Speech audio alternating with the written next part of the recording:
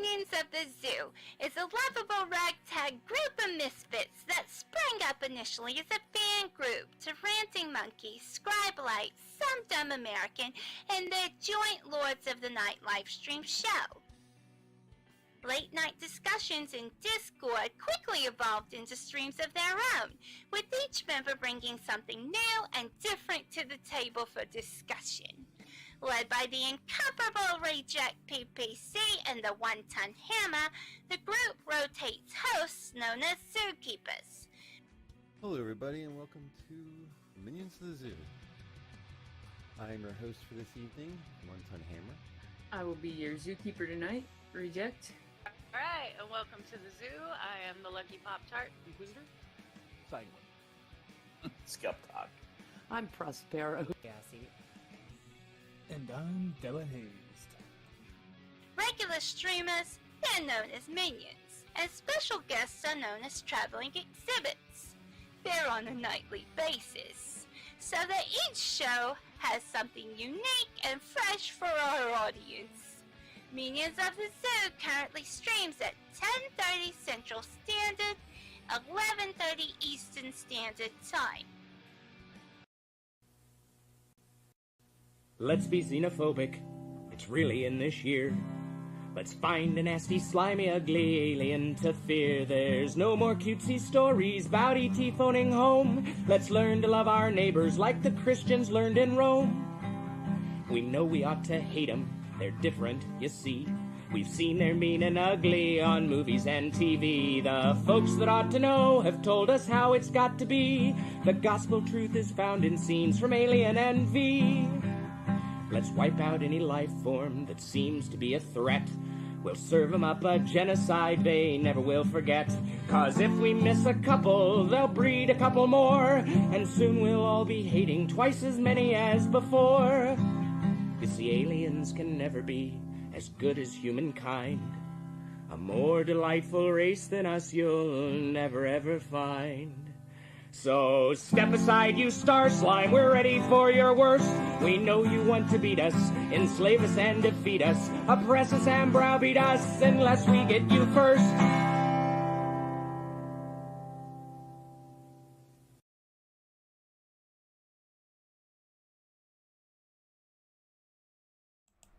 Good evening, everyone. Welcome to the zoo. I am your Zookeeper for tonight, Inquisitor. Minion joining me is Eeyore. Hello. And guest is Simmias, but he's running downstairs to grab something real quick, and he'll be right back. So when he gets back, he'll say hello. Other than that, though, I was having a lot of fucking problems with OBS, and yeah. So hopefully that shit is solved, and we'll not have any issues going forward. Other than that, how's your day, Eeyore? Like most Sundays, I spent it with my mother, and it was a lovely day. Well, that's good. That's good. Yeah, I helped her do some yard work. Ew.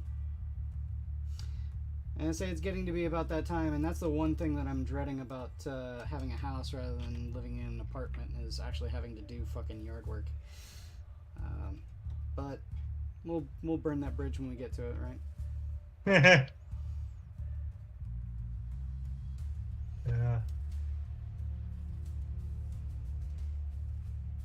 I say today. You told me before stream you were about to actually say what you were painting, aren't you? Yes, I am painting Captain Lysander from the Imperial Fists. And I'm doing this for a very good reason, because I will need to have my Imperial Fists force painted before the summer. And I've also got to have Sanguine's Voton painted before the summer. So that way we can play some games in the summer. Mm-hmm. I'm guessing the reason you proposed that Chimera trait is you actually have a Chimera? I have an extra Chimera. I have one of the old style Chimeras, which are more large and robust. Like it's a thick boy.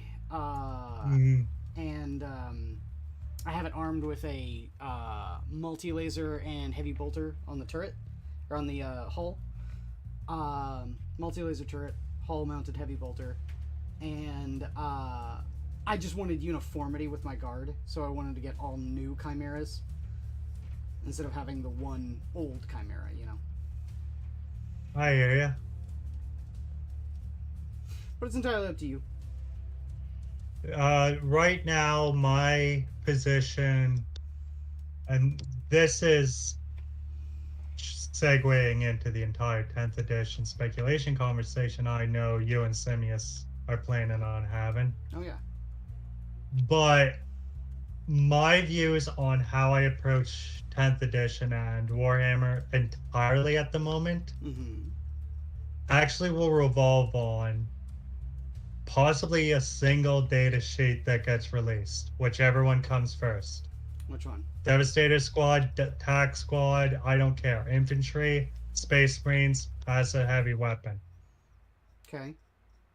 If that heavy weapon is BS3 and has the heavy keyword, I'm sorry, I'm going full on Marine. Well, I guarantee you it's going to be BS3 because that's just Marines BS.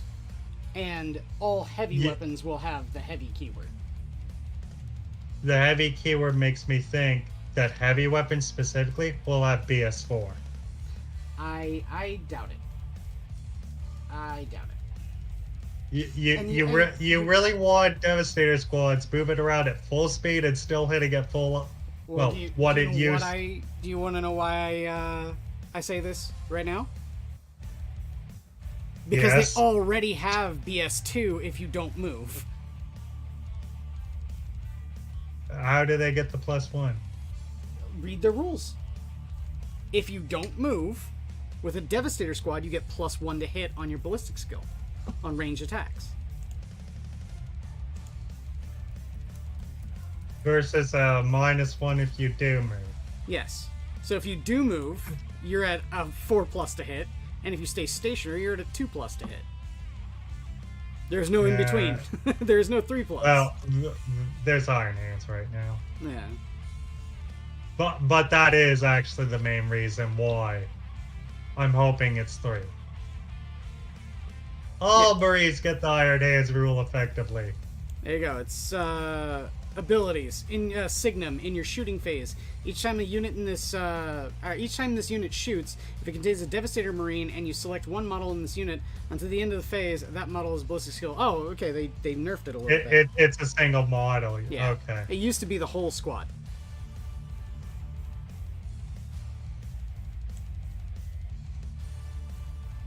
It's an understandable nerf. Yes. Especially considering castling is still a thing now. Because you could have a captain nearby, give him reroll 1s, and if everyone hits on 2s, reroll 1s, then you're never going to miss. Ever. Yeah, there's an interesting idea. If I'm right and it's BS3, a Devastator Squad with a captain right in the squad. Well, we don't know if the captain is going to get squad leader like a lieutenant or not. I will actually go out on a limb and say that I have doubts about captains getting that. I think captains are going to be lone operatives. I would stand towards them taking the guard route, actually. Command squad? Yeah, containing a captain and 4 company veterans or Primaris veterans. They kind of did that back in the day, and then they got rid of it in 4th edition and never brought it back. How the Blood Angels had it in like the beginning of 3rd, it was called Honor Guard, and they axed that. It was also not just company veterans. It was a full-on command squad. You could have an apothecary in lieu of a medic. You could have a standard bearer, or an ancient, as they're called now, in lieu of a tactical marine, or a veteran. You could have a tech marine, even, in the squad. And I know that because I have those models. Hello. Hello, Simmias. How are you, my friend? I'm well, sir. Well, sir. That's good. That's good. Yeah, we're just I'm enlightening Eeyore a little bit in terms of things we used to have back in 3rd edition. Oh God, everything. Yep. Well, the reason I say company veteran specifically is, at least with the normal captain, as far as Battle Force organization slots, captains already sort of do that. For every captain in the detachment, you can have up to 1 unit of company veterans. Doesn't use an elite slot. Well, remember, force organization charts are going away. Yes, so Oh, that's that's an interesting. indirect nerf to company veterans. Yes. Well, that sucks. And people rarely use company veterans because Stern Guard or Vanguard are just better. Oh no, I was thinking Force Org was going away. That part sucks. I mean, kind of, and kind of not. The reason why I say that is, take into consideration armies like how I want to build my White Scars, right? What I currently have for my White Scars is a captain on bike, a librarian with a jump pack, 1 full bike squad with an attack bike with a heavy bolter, and 2 outriders, and I just ordered an invader ATV and 1 suppressor squad. That's already sick. Okay, wait, so hold on. Bikes, invader, outrider, suppressor. That's 5.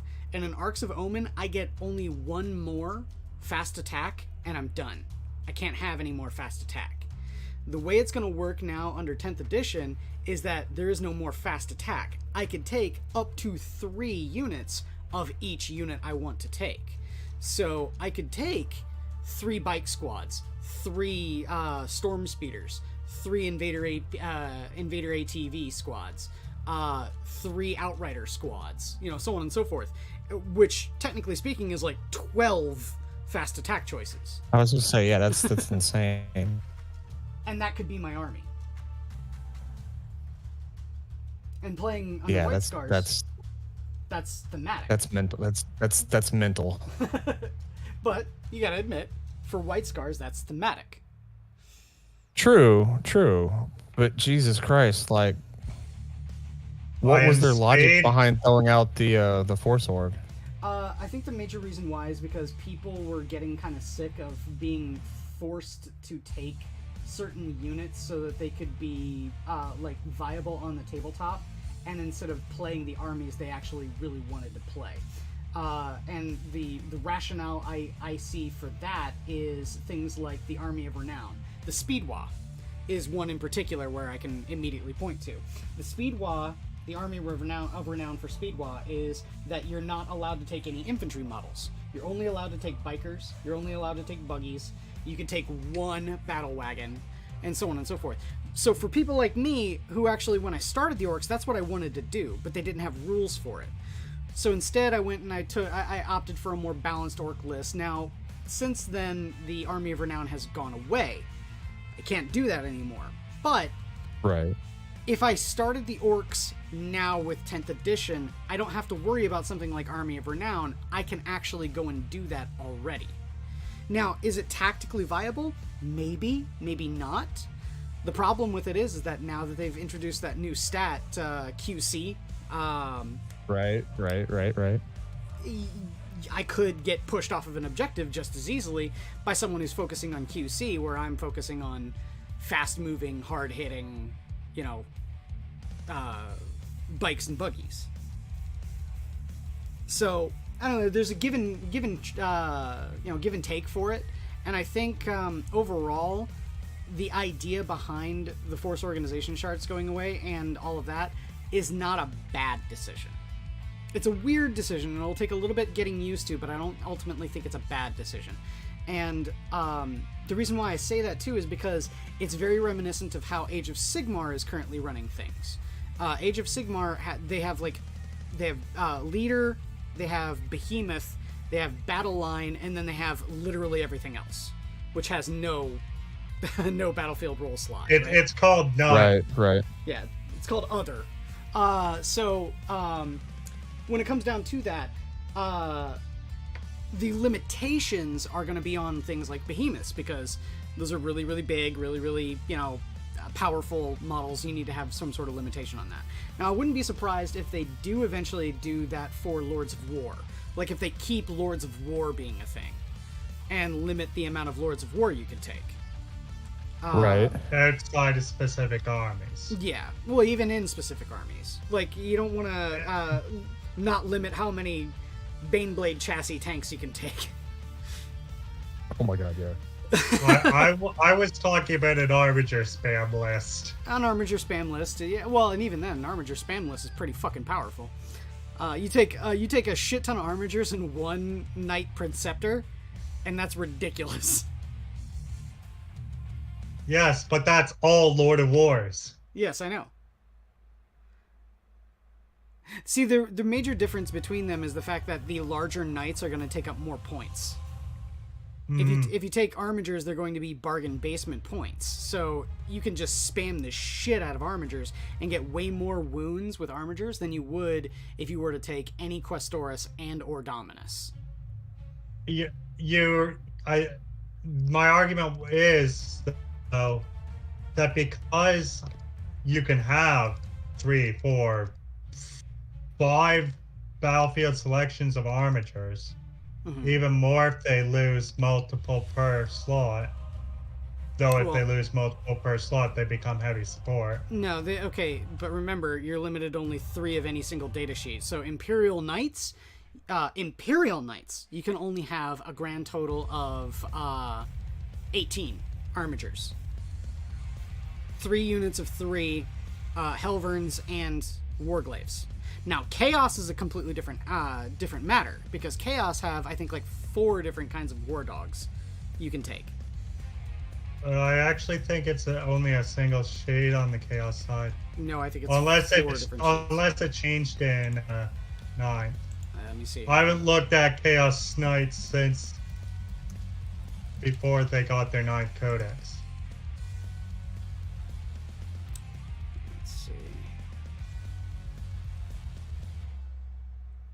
War Dog Brigand, War Dog Executioner, War Dog Huntsman, War Dog Carnivore, War Dog Stalker. There are 5 different types of War Dogs.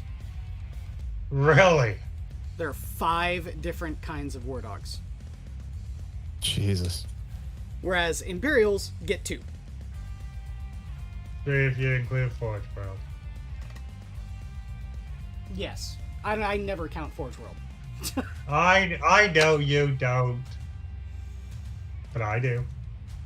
Good for you. Are you going to spend $1.7 billion to get it? Okay, that hyperbole. No, not hyperbole. Yeah, I don't know if that's hyperbole or not. That's pretty.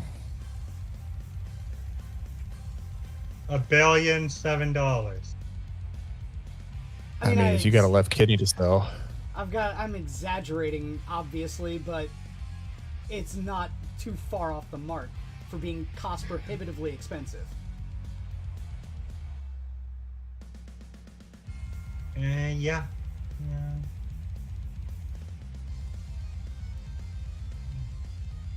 I mean, an Armiger Morex spam list would cost you $1,000 nearly.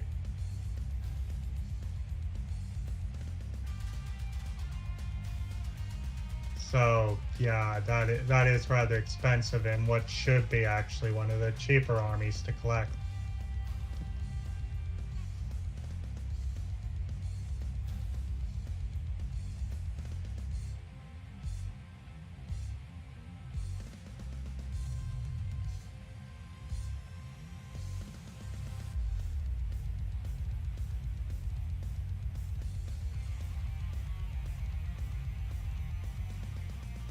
Did Discord fuck up for me?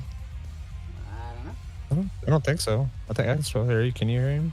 Yeah, I can hear it. Okay. The long silence was just making me worried. Oh no, I'm painting, my guy. Yeah, same here.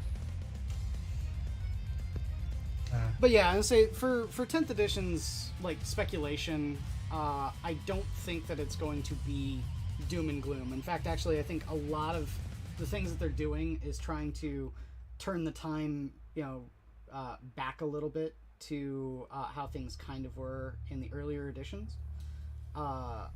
Earlier editions, you could not, statistically, you could not bring down a armored vehicle with bolters. It will not happen.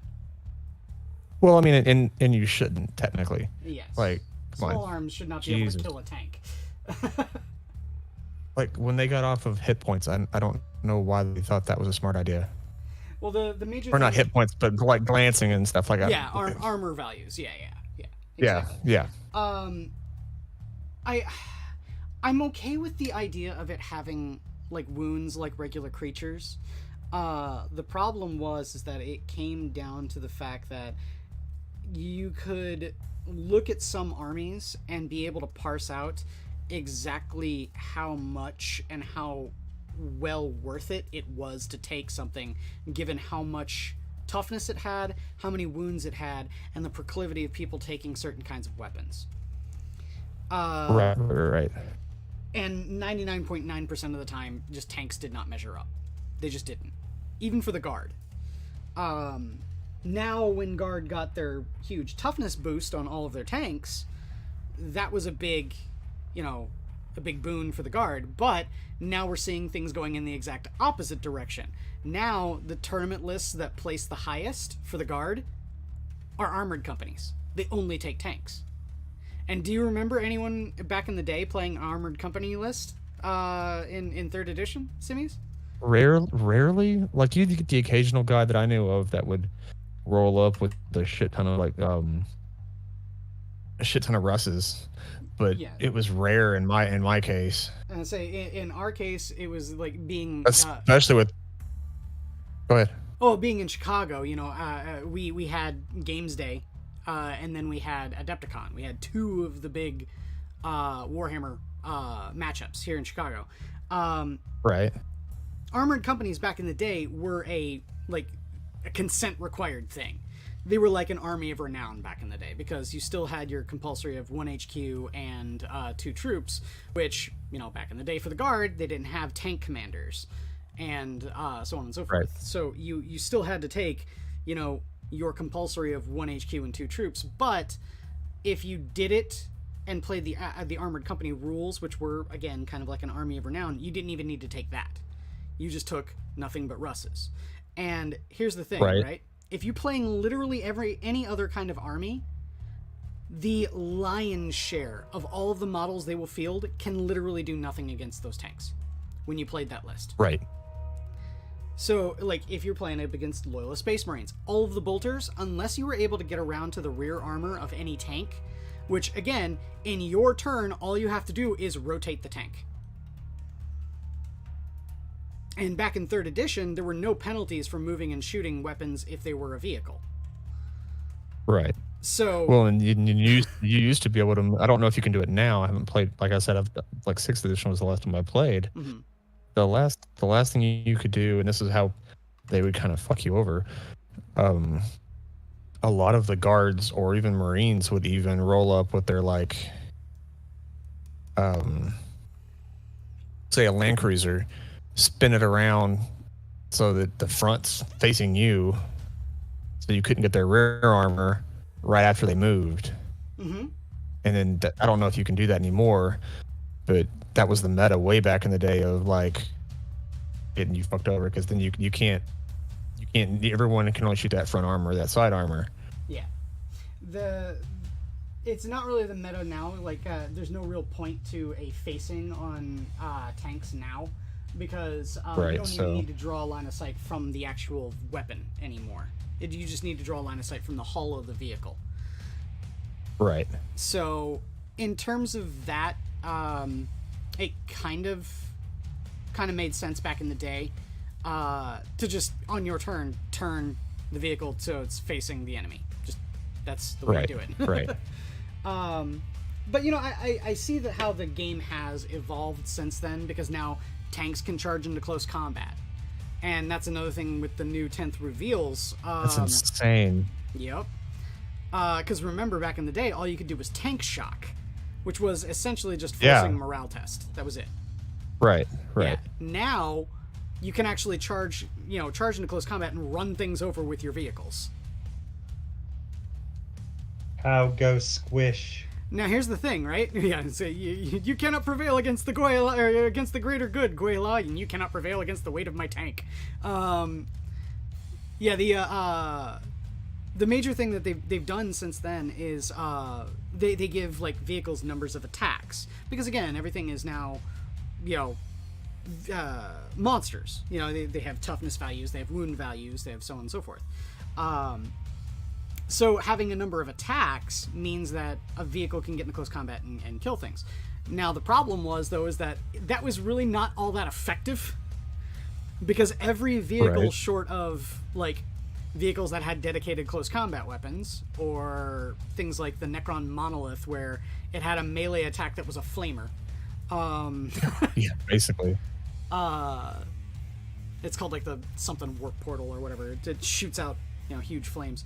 And then the other thing is it used to have the spikes on the side that were like flares or something. Mm-hmm. It was like they currently still do have all that. They have the particle whip, which is the giant crystal on the top, and then they have now you can replace the Gauss destructors with death rays, which hands down is one of the best things. But the problem is that the monolith is just too cost prohibitively expensive, and it doesn't have a lot of the Necron protections. Like it doesn't have transdimensional protection or anything. Yeah, no, it's just got a 3+ armor save, and I think it's toughness 8. So did they strip that away from it or something? Yeah, it kind of sucks. And especially considering also they upgraded. It's no longer a heavy support. It's a Lord of War. Interesting. Okay. So yeah, no, there's a whole lot of stuff a whole lot of fucky stuff going on with the monolith. I don't really like it all that much, but yeah, no, the a lot of the tanks, if they don't have like a dedicated melee weapon, the problem was that it only hits on 6s. So like trying to run someone over with your Bane Blade, that does have the adamantium tracks melee weapon, it's still only going to hit on a 6. There were stratagems, like for the guard, there was one that was called like full throttle or something like that, or grind them to dust or whatever, where you hit on 4s instead of 6s. And you had certain things like if you upgraded a battle wagon with a bone, or to either a bone breaker or give it a death roller, then you would hit on 2s rather than 6s. But other than that, they didn't really have anything. But if you look at the 10th edition datasheet they've released for the Rhino now, it has a weapon skill 4+. Oh, nice. Okay. So rhinos can actually run things over. And will actually hit it. Now that part's impressive, is when you actually hit, because it used to be like, yeah, good luck. Yep. And so it was a battle shock test, and it was all like, okay, I run away and immediately rally. What was the point? Right. Nowadays, it's squish the tiny little heretic. Mm-hmm. Which I'm all for. I like those kinds of changes that they've made, and that's sticking around. The things that I think is kind of cool that they're bringing back, is they're bringing back things like twin linked. Now, that'll be nice. I'm a little dubious about it, because twin linked used to be reroll the hit roll. Now it's reroll the wound roll. Well, that could go. I'm kind of torn on that. Okay. But it's kind of cool that they're bringing that back. Plus, it gives people coming back, like Simmias, coming back from way earlier editions. You're not coming back with the idea that all of your guns that used to be twin linked don't get to reroll their hit roll, but instead get double the number of shots. Right. And then now, for all the people that did get into it with 8th edition, now they have to deal with the fact that they're getting half as many shots as they used to. And I'll tell you this much: the big one where that's gonna affect you is gonna be things like aggressors. Aggressors, for a long time, for a lot of people, was like the auto include, because if you gave them all Flamestorm gauntlets, that was 4d6 per guy that gets auto hits. Yeah. So then now that going down to only 2d6 per guy getting auto hits and rerolling wounds, that's a little bit more manageable. Yeah. Bear in mind, we've only seen the aggressor's weapons used as an example. We do not have a full war gear list for the aggressor yet. So for all you know, it still has 2 of those. Yeah, I'm gonna say my speculation is probably right though, and I'll tell you why. Because the example they gave was Boltstorm Gauntlets with the S. If it didn't have the Boltstorm Gauntlets and just Boltstorm Gauntlet, then that would be language where I would sit there and say, oh, well, then you have 2 of them. And it was consistent too, because then you had the Boltstorm Gauntlets and Power Fists. Yeah, I understand. I'm just saying, until we see the full data sheet on anything. That's true, and I'm not going to say that I can't be wrong about it, okay? Because I was wrong. Bring it back. I'm fully admitting here I was wrong about Arcs of Roman and how they operated. But at the same time, I don't think I'm wrong here. I'm fairly confident in saying this now. Now, I could be wrong. At least in the aggressor's case, I'd agree with you. Yeah.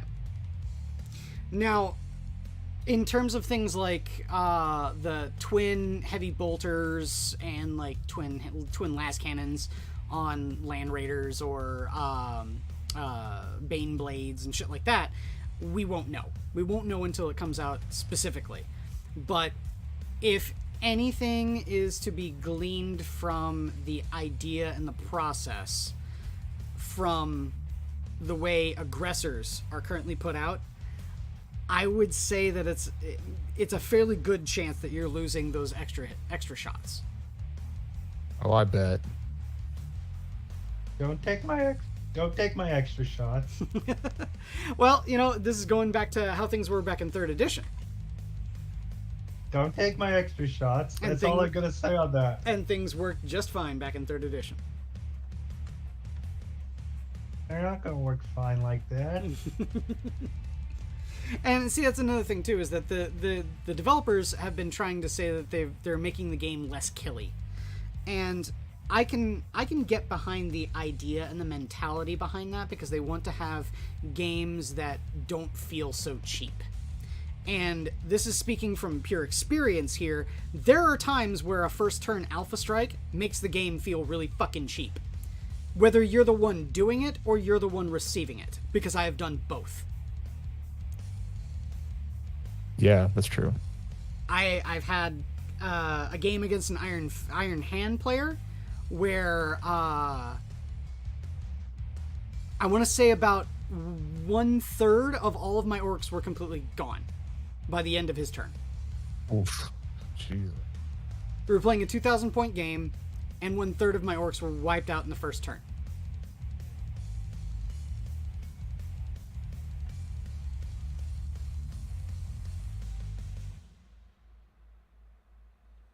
Up to and including very important and powerful models like my Wasbomb Blastojet. So, I think that's kind of bullshit. Just a little bit, yeah. So, when this kind of stuff happens, I see it from every side because I've been through every side. And I think it's a good idea that they're being proactive in trying to make the game less, less fun. Because it's not fun being in that that scenario. It's not fun. If I win, I want to win because I feel like I was a better general, or the dice were on my side. Because RNG is a thing in this game, and battles can be won on the roll of the die. So that's how I want to feel like I've won, not because I just have better rules than you. You know what I mean? Yep. Well, Yeah, absolutely. Part of being a better general in this would be paraphrasing Sun Tzu. The greatest act of generalship is winning before the battle. This translates to 40k as the greatest victory is winning turn 1. No. Let's say before the battle means getting your opponent to surrender before you even start a conflict. And that's not winning in the first turn. Because then this conflict has already started.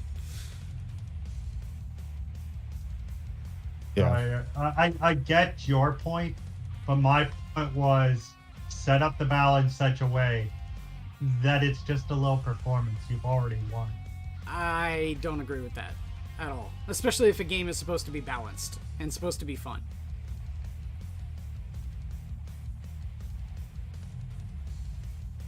Yeah, well, 9th edition hasn't been a glowing example of balance capability. Yeah, 9th edition definitely did have a lot of bloat problem. And that's what 10th edition is doing, is to cut back the bloat. I fully 100% agree with that. Even with the armies that, for me, are really powerful now since 9th edition. Like my guard, I could build a guard list that would just take apart almost anyone's army. I would win on objectives. I would win on the ability to kill. It's just the only way that I could fail was just on roll of the dice. And that was the way for almost every other army when they released the Codex. And that's a bad idea for game design.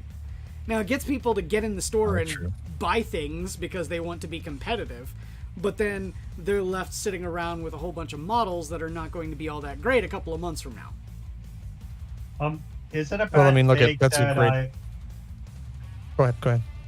Is it a bad take that at any point during 9th for guard, the one time I actually wanted to play guard was 24 hours before the release of the Codex?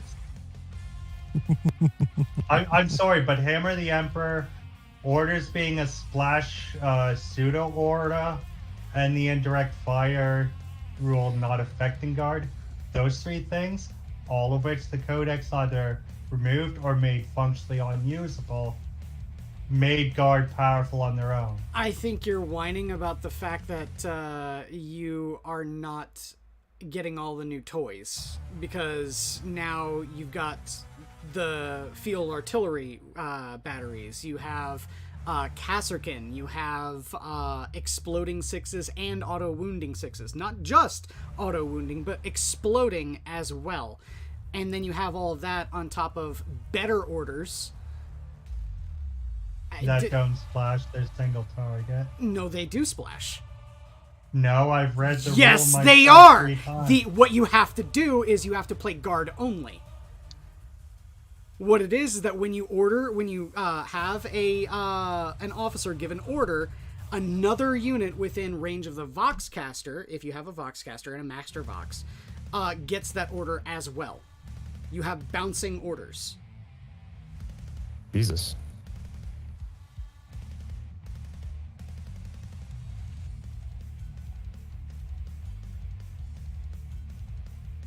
And if you don't have enough orders to give things to your entire army, you need to start taking some Castellans.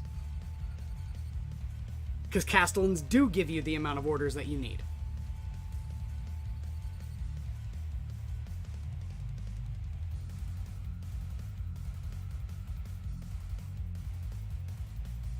And I'll tell you this much, first rank fire, second rank fire from the old edition, garbage. Garbage compared to how Take Aim currently is.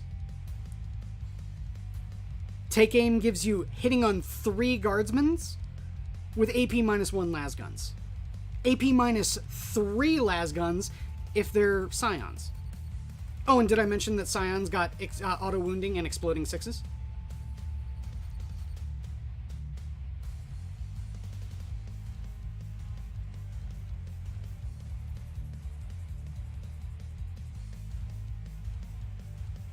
Now, if you wanted to make the claim that any other regimental doctrine other than Born Soldiers feels kind of lackluster, I'd agree with you. I would. Born Soldiers is just the thing. And that's kind of cheap. If you wanted to build something that was thematic, like if you wanted to build a Catachan only army, where you wanted to take brutal strength and guerrilla fighters, you're leaving a massive advantage off the table by getting rid of your Born Soldiers to do so.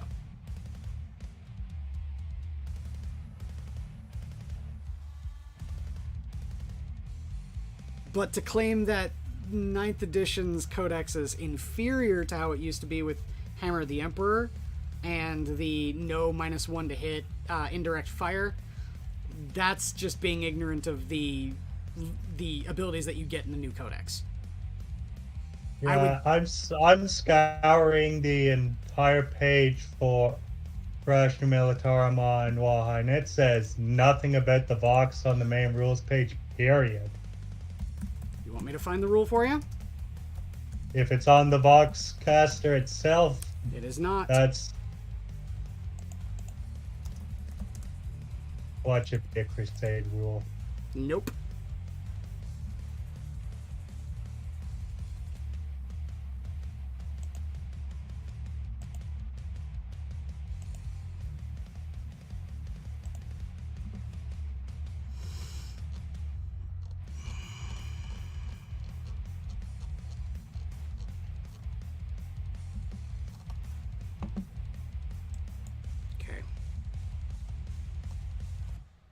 So, to establish what we're talking about, voice of command. In your command phase, an Astra Militarum officer from your army can issue orders. There are 3 types of orders: regimental orders, prefectus orders, and mechanized orders. The commanding authority selection of the officer's datasheet will tell which type of orders the officer knows and how many orders it can issue per turn. Each officer can issue an order, must select 1 order as it knows, and then the order is immediately issued to another friendly officer in this unit, but the same officer cannot attempt to issue the same order more than once in the same battle round. Meaning you can't give take aim to one unit and then take aim from that same officer to a different unit again, if that makes sense. Okay? You must then select a unit for the order to be issued to. If issuing a regimental prefectus order, select 1 friendly platoon unit within 6 inches of the officer's unit. If issuing a mechanized order, select 1 friendly squadron unit within 12 inches of the officer's unit. The unit selected is affected by the order. A unit can only be affected by 1 order at a time, so you can't double up on orders. That kind of sucks, because back in the old editions you could double up on orders. If a unit was being affected by an order when it is selected to be affected by another order, the new order immediately replaces the older one. Okay? And that's where the Waha ends. No. I'm almost certain you're reading Detachment rules. Regimental and Astra Militarum detachments gain the Born Soldiers Regimental Doctrine. If you wish, this can be replaced by the Regimental Doctrine of your own choosing. If every unit in the Astra Militarum is Astra Militarum detachment has the Astra Militarum Officio Prefectus or Militarum Auxiliary keywords, the Tempesta Scions, the units in the detachment gain the battlefield rule, gain the troops battlefield role instead of elites. The troops in the Astra Militarum gain objective secured. Chain of command.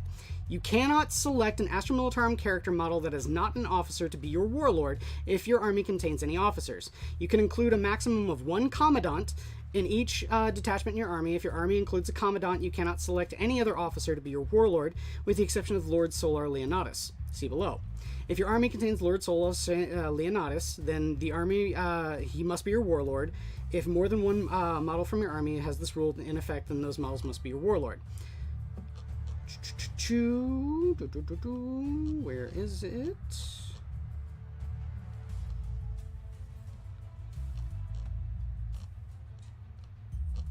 And all that's other than what you just read off and detachment abilities is the generic regimental doctrine Born Soldiers, which again doesn't even refer to VAR.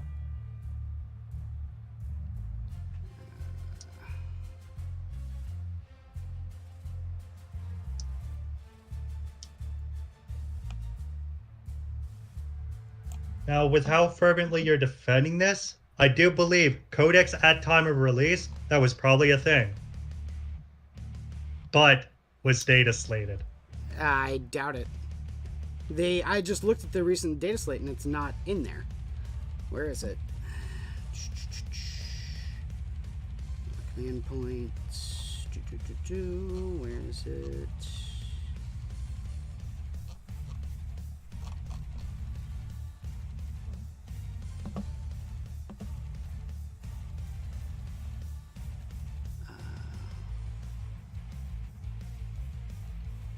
Well, Waha may have it wrong then, because it is in the detachment stuff in the codex.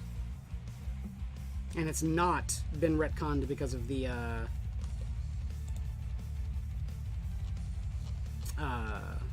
data slate.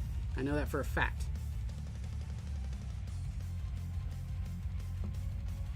And I refuse to believe that someone who's made his living and has active feedback on these mistakes would forget something that major And, for months. and the people that do battle scribe are perfect little boys that do nothing wrong, right?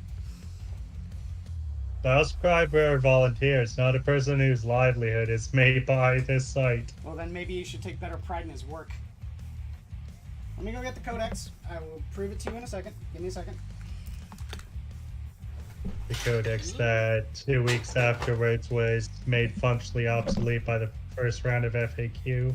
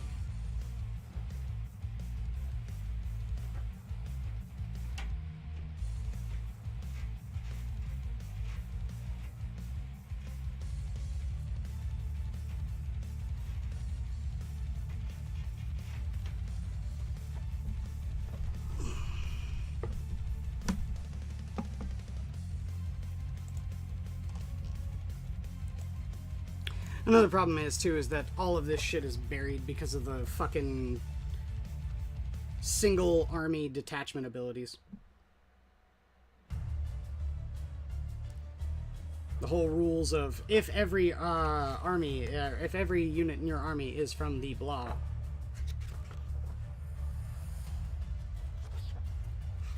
Where is it?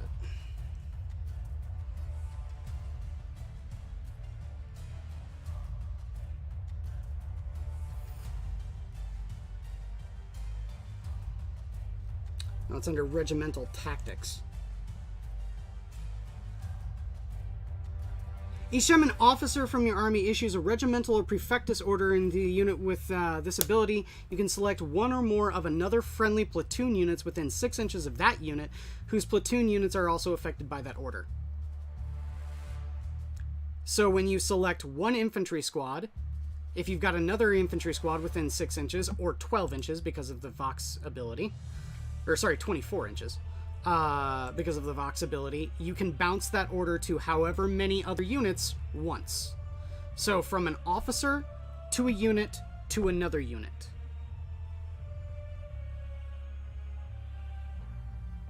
It is not one per. Holy shit, Laufer, you idiot! Laufer being the guy who makes law. I just checked Auspec's tactics to confirm. And yes, that is the solo army rule.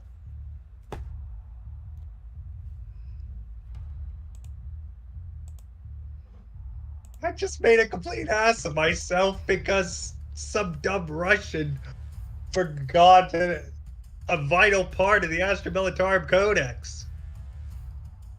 I wouldn't say made a complete ass of yourself. You just fought it one way.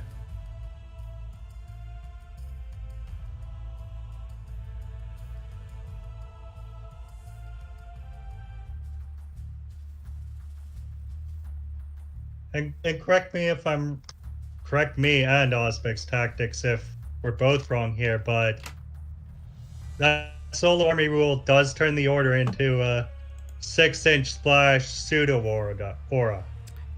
Okay. How it works is your officer is within 6 inches can give an order. Okay, so it's a targeted buff, and then that targeted buff can then bounce again to another unit. And if you single bounce, it's a single bounce. It's only you can only affect 2 with one order, but each order can be given to multiple units, if that makes sense. So long as you have one platoon command squad, you give take aim to 2 infantry squads, and then you have another platoon command squad can give take aim to a different 2 infantry squads. Yeah. And also, all of that increases the range to 24 inches if you have a Maxter Vox in the squad, and then 12 inches for the bounce if you have a regular... it might be 12 or it might be 24 as well. Let me see. I know it's 24 from the command squad. I'm not sure if it's the 12 for the Vox on regular.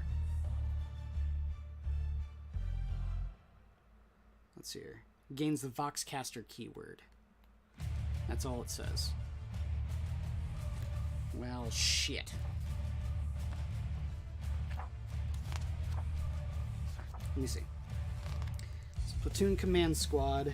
Master Vox. Bearer gains the Voxcaster keyword, and each time an officer in the unit gives an order, you can increase the range from that order to be issued to 24 inches, but only if the selected friendly Voxcaster unit in that friendly Voxcaster unit to issue the order. All other rules for issuing orders still apply. Okay, so the unit that you get to get the order within 24 inches also has to have a Voxcaster, which now they're free. Why wouldn't you? Right. Okay, so it turns out that I think we actually both missed it because it's not under voice of command, it's under regimental tactics. Yes, it's under regimental tactics. Which in the abilities section of Waha is right under turret weapons. It's not where you would expect it to be. No, it's like I said, I've had a problem with 9th edition and how they lay out their codexes for a long time. They only just recently started putting the Crusade rules at the back. It used to be right in the dead center, like breaking up vital stuff if you wanted to play matched play games. Mm-hmm. Do we have any Blood Angel lovers in the house? Of course. It sounds like you're purposely trying to strike at a conversation. I might. So I'll end this conversation quite quickly. Waha at least says that it is a 1 or more 6-inch pseudo aura. Yeah. Which means as many bounces from the unit ordered within 6 inches. So say you have all your infantry clustered together in a 6-inch aura, the officers in the center. They can all get it off of a single order. At least rules as written on Waha. No. The way it says, because orders are given to a specific unit, you can only bounce it once.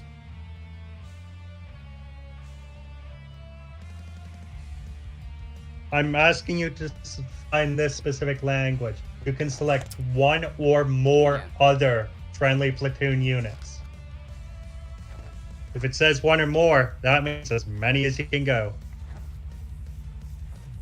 Within 6 of the inches of the ordered unit. Or X inches, because box. Okay.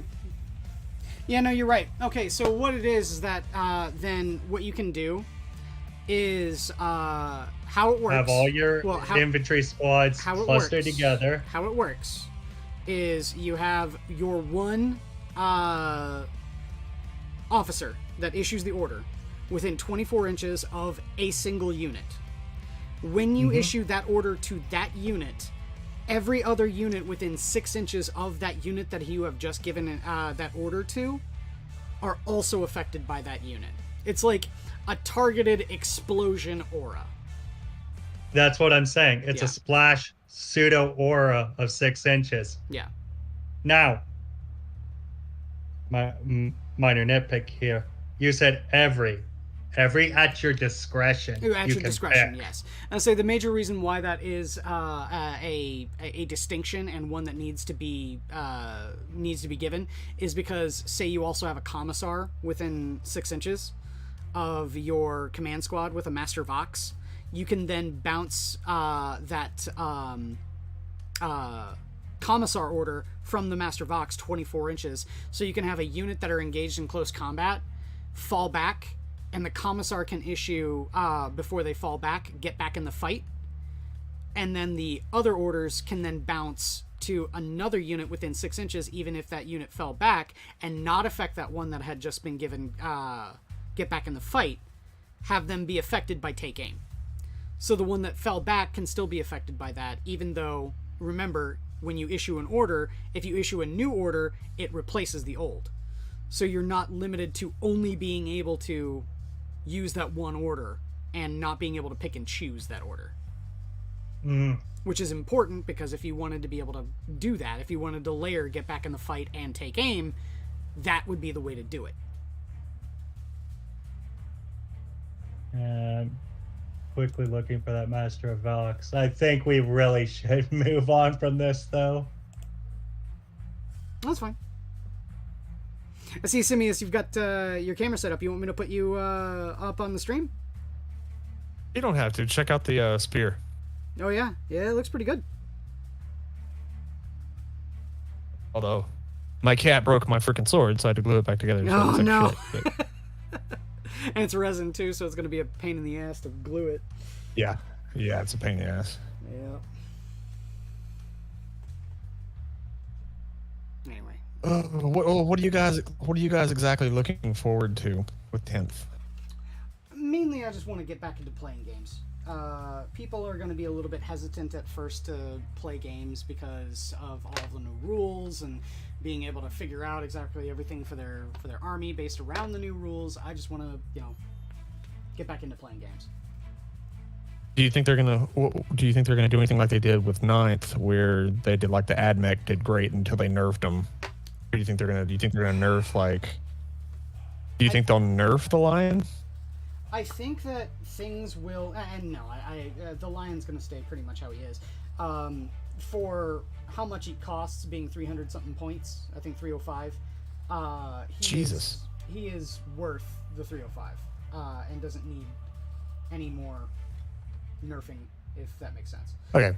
I got into a conversation with a friend of mine, or a new friend of mine now.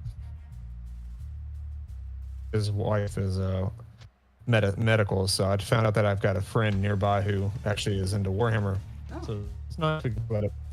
Went out to dinner the other night. I guess my lore may be off, or am I wrong to think that the lion's probably the best duelist in the galaxy or the universe that we know of? Duelist, as in one blade on one blade, single combat. He is supposed to be. Yes, he is supposed to be the best. That's what I thought. He kicked the shit out of Lehman Russ. He kicked the shit out of Angron. Yeah, he's supposed to be the best of the best. I'd like to dispute that, but how that fight with Russ ended. Russ sort of figured out how completely silly it was and just laughed in his lion's face about it. And then the lion laid him out with a single punch like Batman to Guy Gardner, so I'm just saying. Yeah, but that's not technically besting a person. That's just hitting a guy for laughing in your face.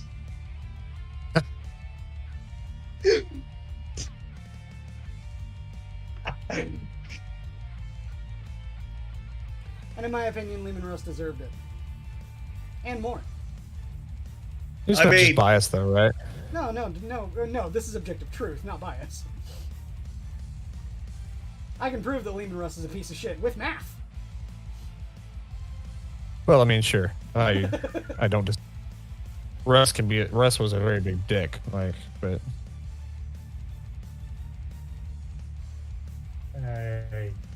My goal in life right now is to get TUES to play some Space Wolves.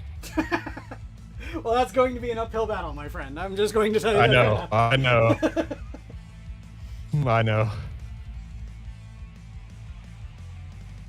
I've never said that the Space Wolf models are bad.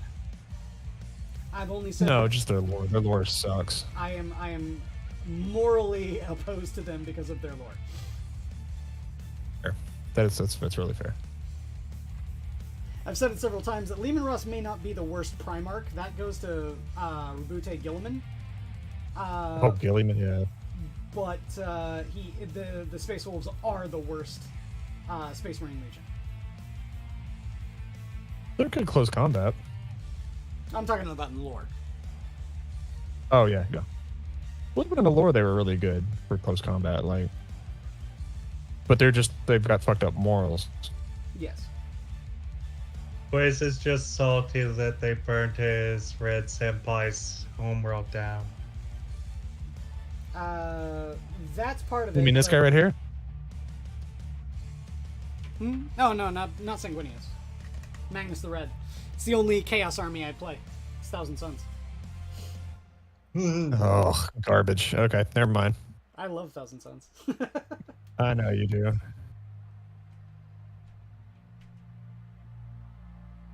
We're gonna have a come to Jesus moment eventually, I think. Hey, you know what? If it weren't for Magnus, okay? If it weren't for Magnus, we wouldn't have the Grey Knights. We wouldn't have the Adeptus Custodes actually going out and doing things. Whoa. Don't put my gray boys. Hey, you know, now... Don't even... Now, Nope. Now Simmias?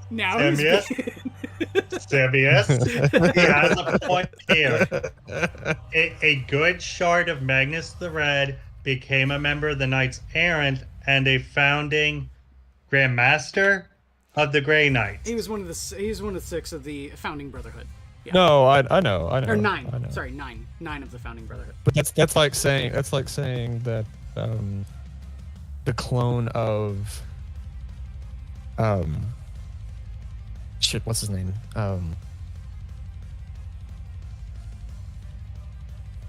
Oh crap, Mr. Snake Boy. Fulgrim. Thank you. Fulgrim, the clone of Fulgrim that's locked in that one king's library of cool stuff. No, TUES in the Infinite. Yeah. Like what do you think what's gonna happen to him? You think he's gonna be let go and come back? No. Here's the thing, right? I think that they like the writers for GW are not stupid.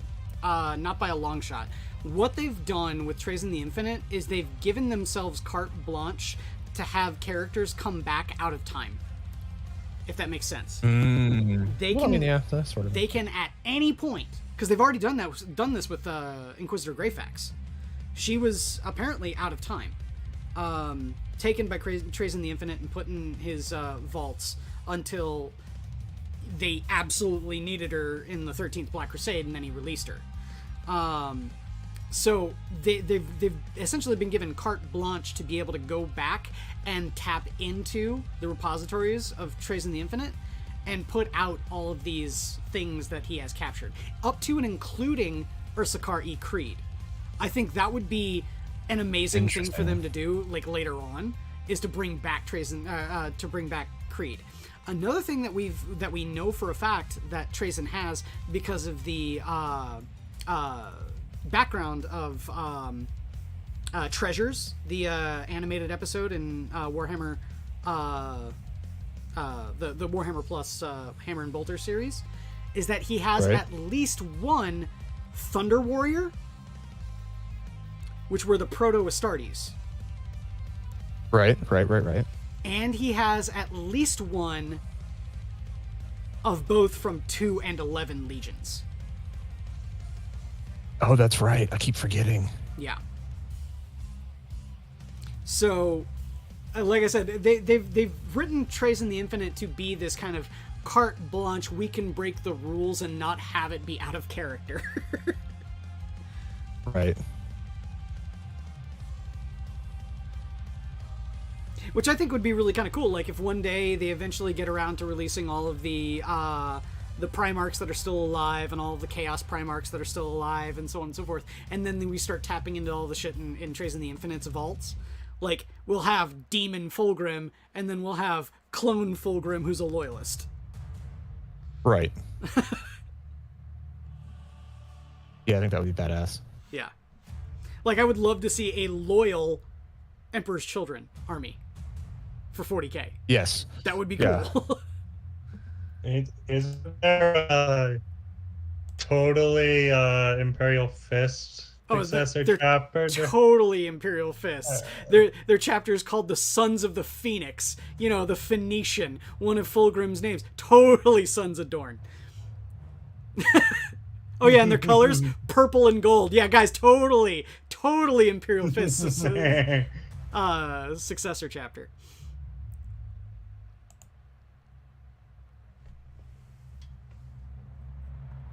Yeah, okay.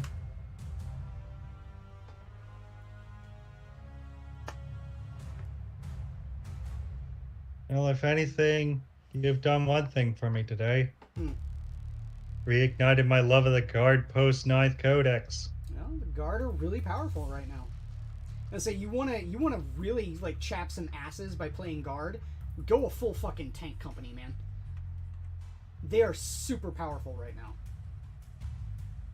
Yeah, I'm well aware how powerful the Eradicator. The Eradicator is the one that a lot of people go to. For me, I still like the Battle Cannon more than anything, but the Vanquisher is the major thing, because now you go up against someone who takes any armor at all, and you take a Vanquisher, they're done. Yeah. Yeah, a mix of Battle Cannons, Vanquishers, and not Eradicators, Executioners. Yes. Wait. Yes, Executioner is the Plasma Cannon, yes. Yeah, the Eradicator's the no light cover. Yeah. Oh, that's the Eradicator Nova Cannon, yeah. The other big one was the Exterminator, but that one's been made kind of obsolete, given the fact that you can now shoot into close combat with your turret weapon.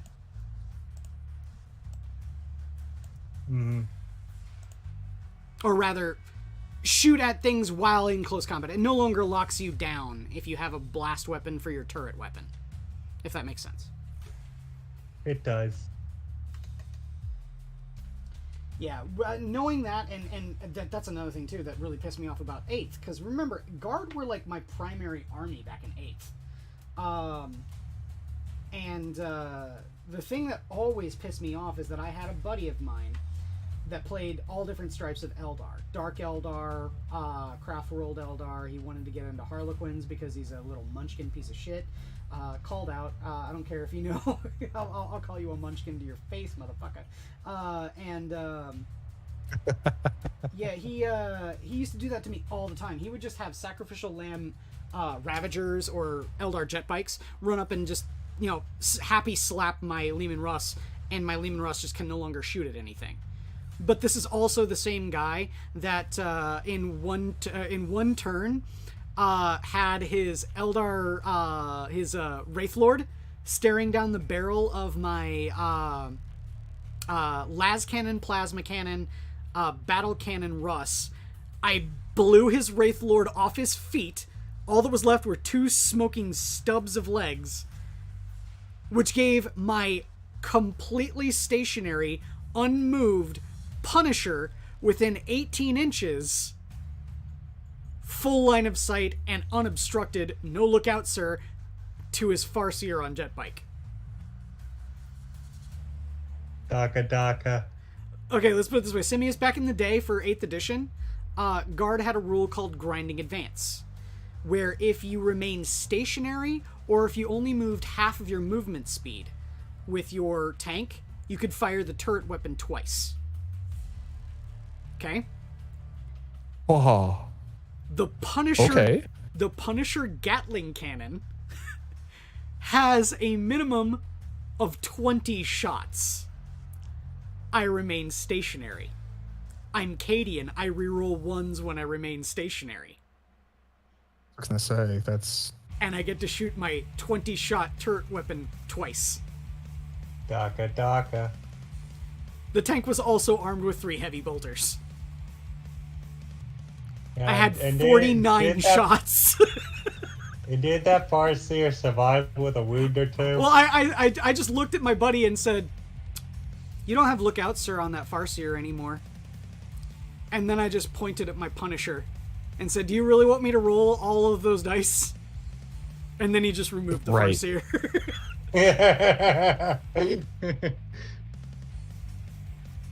Jesus. I noticed in the chat, your boy Pat. Hey, what's up, your boy Pat?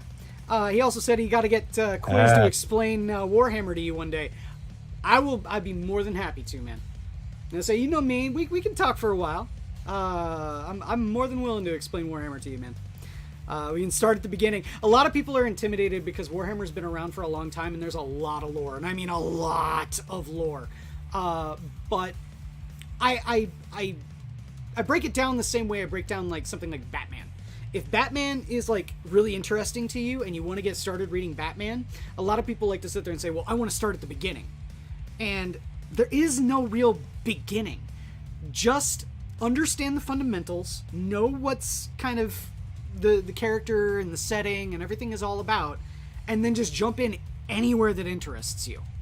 The same thing can apply to Warhammer.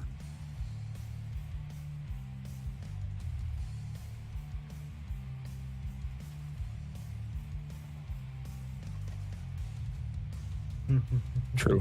Very true.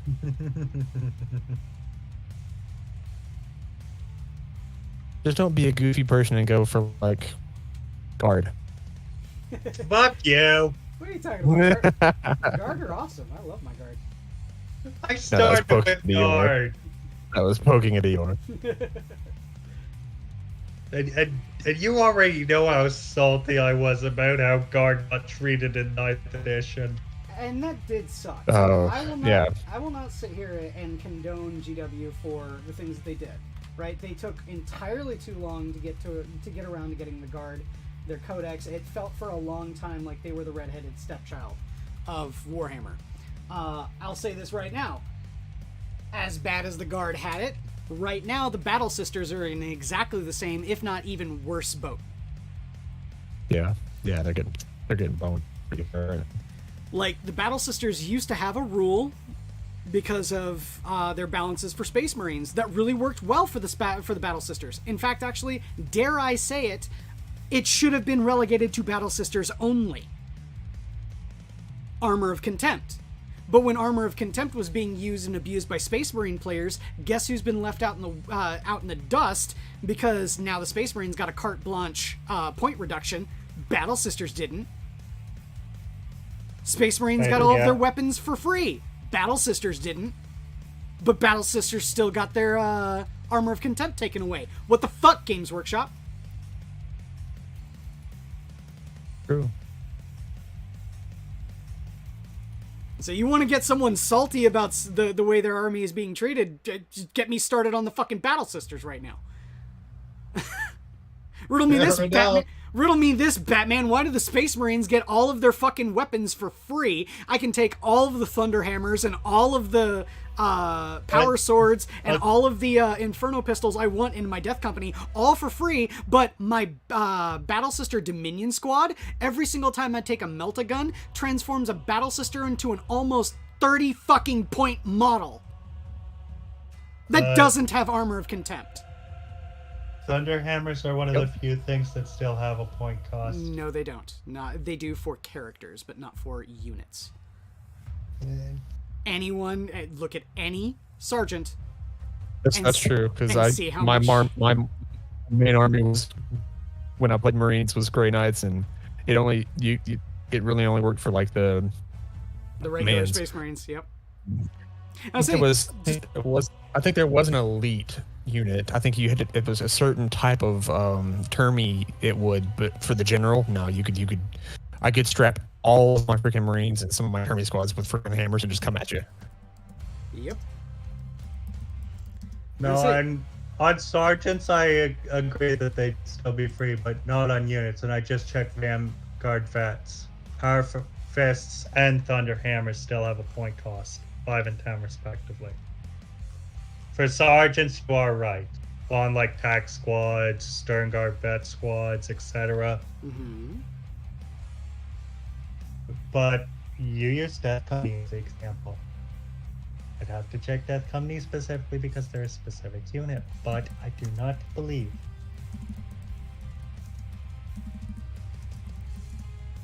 And yes, Thunderhammers are one of the few things that still have a point cost on Death Company.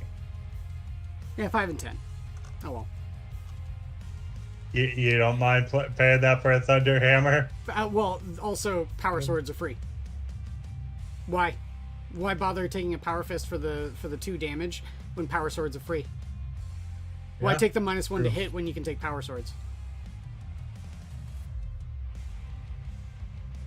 I mean, a bunch of Death Company with power swords is a lethal thing. And Inferno pistols, because Inferno pistols are also free. Take my power swords with a banner guy. That way I can just annex people.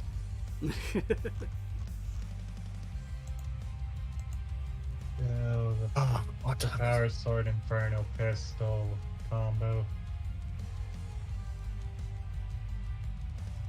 Like, do you really need 10 melta pistols? Yes. If they're free, why would I not? ever take a bolter? Why would I ever take a bolt pistol if they're free? I want to get in close combat anyway. It's overkill, though. No, it's not. Is it though? What are you gonna shoot at with melta pistol? Adeptus Custodes? Terminators? They both have invulns. And fail the invulnerable save and die. Basically. With 10 guys and 10 shots. Hitting on 3s, most of the time winning on either 2s or 2s or 3s. Make the invulnerable save or die. Minimum damage. Yeah, if you're that close, it's make your save or die. Otherwise, you gotta roll the dice. I mean, the whole yeah, but the Go ahead. Well, I was gonna say the whole point of the Death Company is to get into close combat. That's where you want to be. So the only time where you're ever going to have to worry about that is if you don't kill them on the charge. And if you don't kill them on the charge, your next shooting phase, they will die. Right. Give up that main set of ability for... is fall back and shoot a successive tactic? Oh, you can't fall back and shoot with the Death Company. Is it? I just exited that page. Is that literally a rule right on him? For the Death Company, yes. And it's not on the Death Company's rules, it's on the Black Rage rules. It's tied to Black Rage. Yeah. Only Death Company and Death Company captains and Death Company lieutenants get Black Rage. Actually, I don't see... you can't fall back and shoot on Black Rage. I'm well aware that under normal rules, that is how it works. Black Rage is... where... I'll find it. Give me a sec.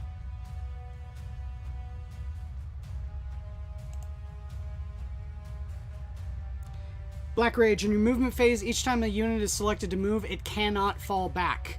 Each time this unit fights, you've proven your point. It makes a charge move, or performed a charge move, or was charged, or performed a heroic intervention. When the fight is resolved, add one of the attacks characteristics of the models in the unit. Each time a model in this unit would lose a wound on a roll of d6. On a 6, that wound is not lost.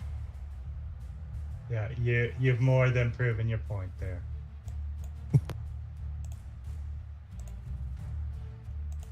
That said, Vanguard veterans do that trick as well. Well, Death Company get all of that and added bonuses to being able to perform secondary objectives. There's a whole bunch of secondary objectives for the Blood Angels that revolve around killing stuff with your Death Company. I get that, but what I'm talking about is due to the such limited range of those Infernal pistols, you can drop out the main tactic. I actually really don't see wound rolls and extra to advance and charge. The wound rolls is a very difficult thing to trade out. I really wish that was tied to the super doctrine. Well, no, the super doctrine, I like the extra attacks because of this super doctrine. But in terms of like +1 to wound on the charge for Blood Angels, are you kidding me? That's like the best thing that they possibly can get. I know it's extremely difficult to argue to drop that for the ability to fall back and then declare a charge. Well, that's fine. I don't care about being able to fall back and declare a charge because things that you charge with your Death Company are going to die on the charge anyway, unless there's something like Adeptus Custodes and they're taking the maximum size squads, and then you can mop up the rest of them with Inferno pistols. But here's the reason why. Think about it this way. It works really well for the Blood Angels in particular. Is that the threshold for your increasing of your target number is so low already. So imagine you are a Death Company member, you just got the charge, you have a power sword, right? You are now strength 4 with the power sword. It's now +1, so strength 5. Against normal Marines, you're wounding on 3s. Oh wait, you charged, you're wounding on 2s. Yeah, also I just realized I was being an idiot. Pistols can shoot at it within engagement range without penalty. Yes, you can. They're the only things that can. Which is the reason why, again, like I said, Death Company members with power swords and Inferno pistols. Everyone armed with power swords and Inferno pistols. That's the way to go. That's the way you do it. Yeah. Unless you want to spam the attack, and then the chainsword does have space, but... And even then, the chainsword, it's only really effective when you get into that assault doctrine. Because then you've got -2 on the face of it, and then you get a whole shit ton of extra attacks. But I would rather have AP -4 from the power sword being an assault doctrine. Yeah, that's exactly what I'm getting at. I'll happily sacrifice an extra attack for AP -4. I think anyone would. I mean, probably. Richard Head said, so the Death Company gets Dante's pistol. Kind of.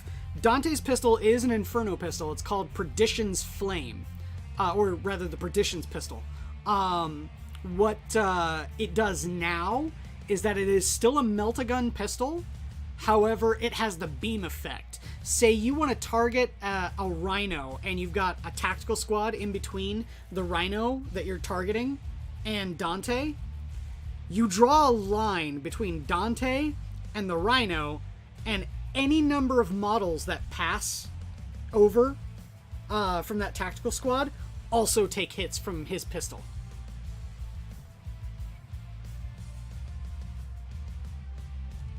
Yeah, Dante's Inferno pistol got really good. Lovely. Love this. I need to get Dante. I really do. I don't have the old model. The only old model that I have is old Mephiston. That kind of sucks. I wanted to have an old metal Dante, but I never got around to getting him. So, we'll get there eventually, I think. Just gotta look for eBay and look to see if I can find someone who has an old Dante they're willing to sell for cheap. Alright, quiz. Yes. I gotta get up in the morning. So. Oh, okay. Well, it's been an hour and a half, so I think it's about time we close down the zoo. Thank you all for coming out, watching some paint dry. Who knows? Maybe next week, Simmias, we can set up a tandem paint stream, or maybe even a triple paint stream between you, me, and Lisa. Because I know Lisa was wanting to get on, and she's done that too. I would love to do some tips with her because she's phenomenal. Oh yeah, she's great. She's a really great painter. So I don't know. I guess look forward to next weekend, and maybe you can see that going on. But till then, thank you all for coming out and watching Minions of the Zoo. Be sure to watch tomorrow, where Adam is the host. He's going to be playing some Bredio Games with Terry, and that's about it. Everyone, take care. The zoo is closed.